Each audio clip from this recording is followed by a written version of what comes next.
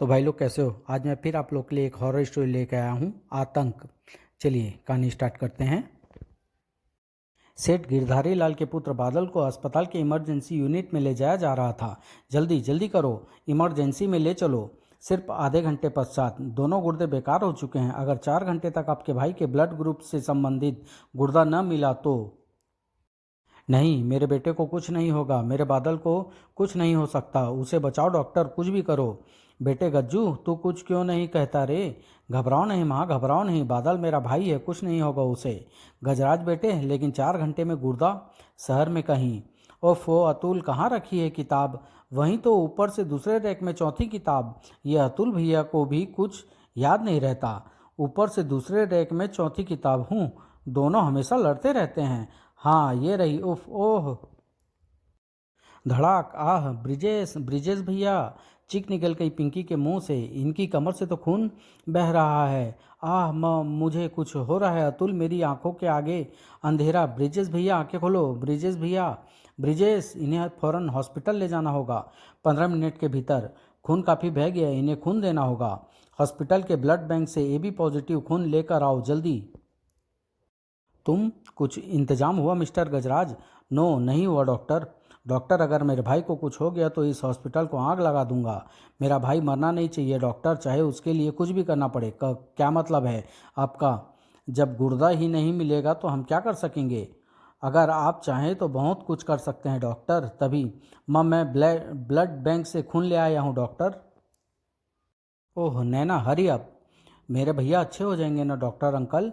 जरूर बेटे। ब्रिजेश को खून दिया जाने लगा। कुछ पल बाद डॉक्टर कसाना के ऑफिस में। डॉक्टर, ये 2 लाख रुपये इसी क्षण तुम्हारे हो सकते हैं।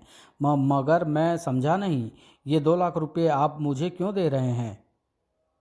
बेड नंबर 20 पर ब्रिजेश नाम के जिस मरीज को खून दिया जा रहा है उसका ब्लड ग्रुप भी बादल के ब्लड ग्रुप वाला है। और दूसरे ही क्षण डॉक्टर कसाना जैसे सब कुछ समझ गया। लेकिन ये जुर्म होगा, और फिर उसे खुद खून की ज़रूरत है। ऑपरेशन में उसकी जान भी जा सकती है। इस एरिया का बागडोर मेरे हाथों में है डॉक्टर। मैं तुम्हें यकीन दिलाता हूँ कि तुम पर कोई आंच नहीं आने दूंगा। सोचने में समय व्यर्थ मत करो डॉक्टर। मेरा बेटा पल पल मौत के मुंह में जा रहा है। और ऑपरेशन, आप घबराइए नहीं मिस्टर अतुल, मामूली सा ऑपरेशन होगा। मुझे लगता है चोट से शरीर के अंदर असर किया है। ऑपरेशन रूम की लाल बत्ती जल उठी। भैया, ब्रिजेश भैया होश में क्यों नहीं आते? आएंगे पिंकी, वे जल्दी होश में आएंगे। ठीक 6 घंटे पश्चात। Doctor, doctor. ब्रिजेश बचेगा या नहीं? 20% चांस है उसके बचने के, लेकिन उसका गुर्दा तुम्हारे बेटे बादल की जान बचा लेगा सेठ गिरधारी लाल।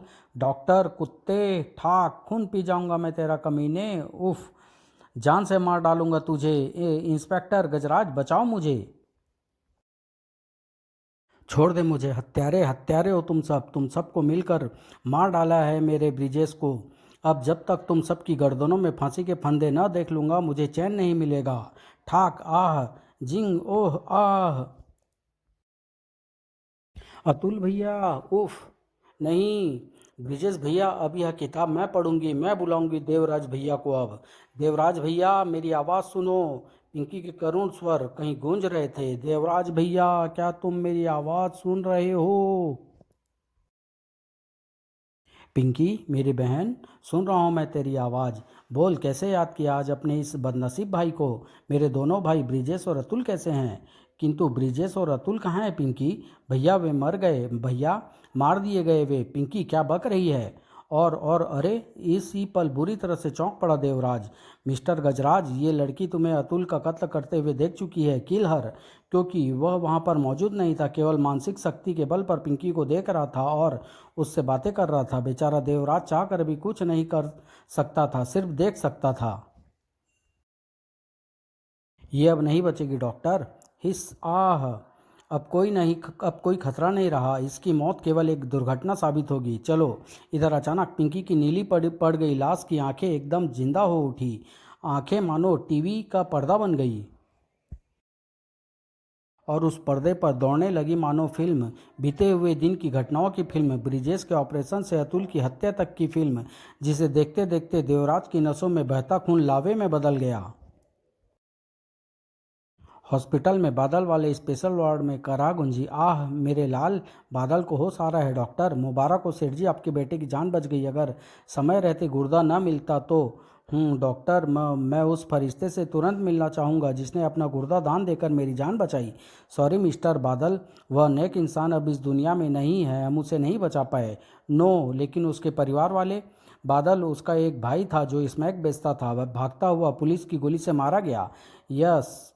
और जब हम ये समाचार उसकी छोटी बहन पिंकी को देने पहुंचे तो वहाँ नीली पड़ी उसकी लाश मिली।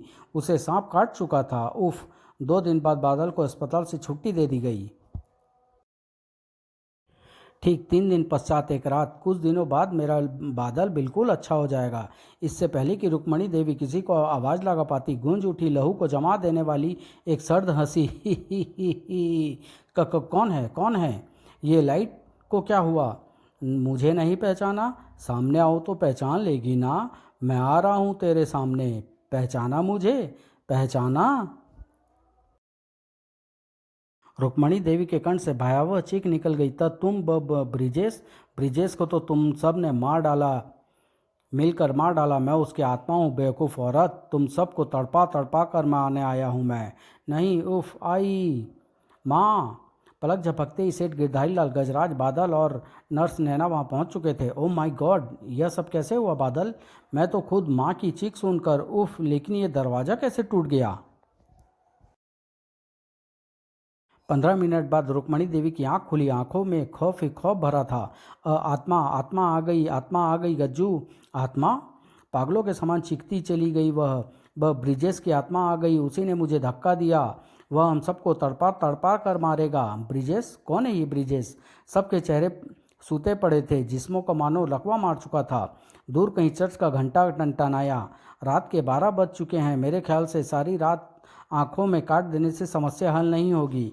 पिताजी, आज रात आप माँ के साथ रहिए। नैना, बादल, तुम लोग भी अपने अपने कमरों में जाओ, लेकिन सुबह तुम्हें बताना होगा कि ये ब्रिजेश कौन है।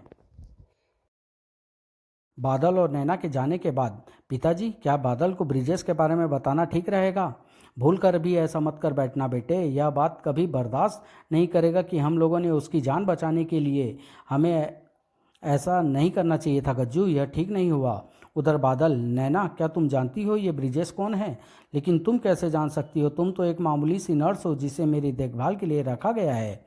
Okay, good night. और बिस्तर की ओर बढ़ती नैना के हाथ पांव फूल गए। वह दहशत से रोंगटे खड़े हो गए उसके। आवाज़ गले में बंद हो गई। ही ही ही ही। मेरा ऑपरेशन करते वक्त तूने ही औजार दिए थे ना? मेरा गुर्दा तू ही ऑपरेशन प्लेट में लेकर गई थी ना? अब ये तेरा गुर्दा मैं निकालूंगा। बंगला चीख से गूंज उठा। बचाओ! पसीने से लथपथ नैना आंधी तूफान की तरह दरवाजे पर झपटी। इंस्पेक्टर गजराज, बादल, मुझे बचाओ! दरवाज़ा खुलते ही उसके मुंह से भयंकर डकार निकल गई। फड़ाक! ओह आ! तेरा गुर्दा लिए बगैर नहीं जाऊंगा। और दरवाजे से धड़धड़ाते हुए सेठ गिरधारी, गजराज, रुक्मणी देवी और बादल ने प्रवेश किया। अंदर का दृश्य देखते ही की देवी की तो उबकाई आ गई। आउच! उफ! Oh my God, no! फटी फटी आंखों से देखती ब्रिजेश की आत्मा का प्रतिशोध शुरू हो चुका है। रुक्मणी देवी चकरा कर गिर पड़ी। फिर रुक्मणी देवी को एक अन्य कमरे में लिटाकर तीनों बाहर निकल आए। अब आपको बताना होगा भैया कि ये ब्रिजेश कौन है।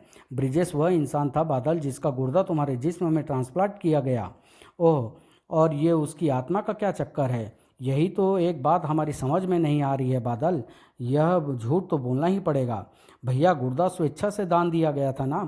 क्या मतलब है तेरा? हम किसी का खून बहाएंगे? मैं ऐसा तो मैंने नहीं कहा।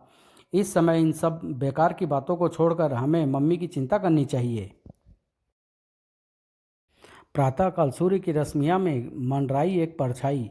परछाई का रुख था बादल के कमरे की खिड़की। खिड़की का कांच जबरदस्त आवाज करता चूर चूर हो गया।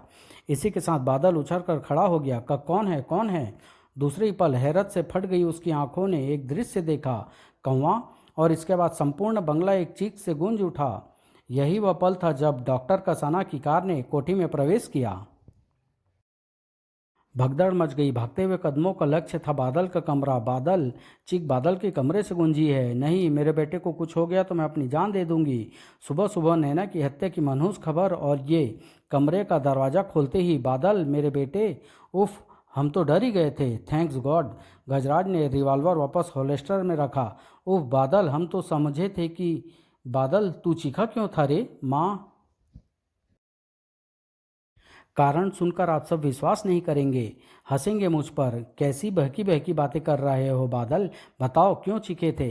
एक कौवा खिड़की का कांच तोड़कर मेरे कमरे में घुसा और देखते ही देखते मेरे अंदर समा गया। गजराज ने कुछ कहने के लिए मुंह खोला ही था कि बादल उत्तेजित सा चीख पड़ा, नहीं भैया, इसे मजाक या सपना मत समझना। मेरे देखते ही देखते वह काला कौवा मेरे जिस्म में समा गया। खिड़की का वह टूटा हुआ कांच इस बात का साक्षी है माँ। सब बूथ से बने खड़े थे, चेहरे पीले जर्द। सबसे पहले इंस्पेक्टर गजराज ने नैना की लाश को पोस्टमार्टम के लिए भेजा। इधर डॉक्टर कसाना लाश देखकर बुरी तरह डर गया लग रहा था। बादल को डॉक्टर कसाना ने पूर्ण विश्राम की चेतावनी देकर रुक्मणी देवी के साथ उसके कमरे में भेज दिया। तब मिस्टर गजराज जोर में सिर चढ़कर बोलता है, कानून की वर्दी पहनकर तुमने समझ लिया कि कानून तुम्हारा गुलाम हो गया? बेसिर पैर की बातें करना छोड़ो डॉक्टर, अब तो तीर कमान से निकल चुका है।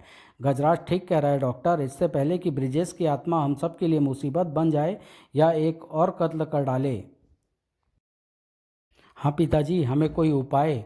यह शोर कैसा है? जैसे सैकड़ों सैकड़ों कौवे चीख चिल्ला रहे हैं। काँव काँव, मैं देखता हूँ। गजराज बमुश्किल दहलीज तक पहुँच पाया था कि गज्जू गज्जू, बादल, उसे बचा गज्जू, बचाओ उसे। उत्तेजना व दहशत से भर उठा गजराज। क्या हुआ माँ, क्या हुआ उसे? कौवे, ढेर सारे कौवे।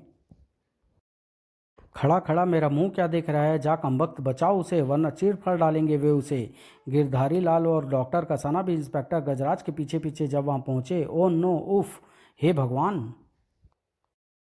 आतंक की पराकाष्ठा से चीख पड़े गिरधारी लाल। गज्जू, फायर कर, गोली चला। आह! भूत से बने खड़े गजराज ने एक साथ कई राउंड फायर झोंक मारे। धाएं धाएं धाएं धाएं। फिर देखते ही देखते कौवे का झुंड आकाश में लुप्त होता चला गया। बादल, मेरे बेटे, आह! घटना के ठीक 3 घंटे बाद मैंने पता लगा लिया है पिताजी। डायन नाम से प्रसिद्ध है वो। बड़े बड़े प्रेतों को उसने अपने बस में किया है। कितनी अजीब बात है, डॉक्टर होकर मैं भी इन सब पर यकीन करने लगा हूँ। क्या वास्तव में आत्माएं भूत प्रेत होते हैं गिरधारी लाल जी? पता नहीं, लेकिन जो घट रहा है उसे क्या कहोगे? हम आज शाम को डायन की घाटी में चल रहे हैं पिताजी। डायन इलाज के लिए कहीं आती जाती नहीं है, किसी भी समस्या का समाधान वो वहीं करती है। डायन की घाटी। उसी शाम एक कार द्वारा वे डायन घाटी रवाना हो गए। उफ, किसी भी वस्तु से मोह इंसान को कितना नीचे गिरा देता है, चाहे वह दौलत का मोह हो या पुत्र मोह।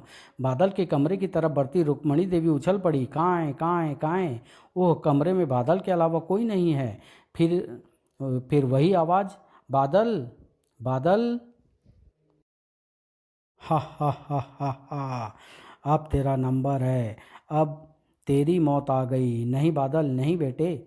बादल, मत कह मुझे बेटा नहीं हूँ मैं तेरा। मैं तेरी मौत हूँ, इस पूरे खानदान की मौत हूँ। फच। रुक्मणी देवी मानो जड़ होकर रह गई। शरीर में जैसे जान ही न बची हो। हा हा हा हा। रुक्मणी के कंठ से उबलने वाली वह अंतिम चीख थी। आह! बादल का क्या हुआ? क्या ब्रिजेश की आत्मा बदला ले पाई? डायन कौन थी? यह सब जानने के लिए पढ़े अगले कॉमिक्स का इंतज़ार करें। डायन में। समाप्त।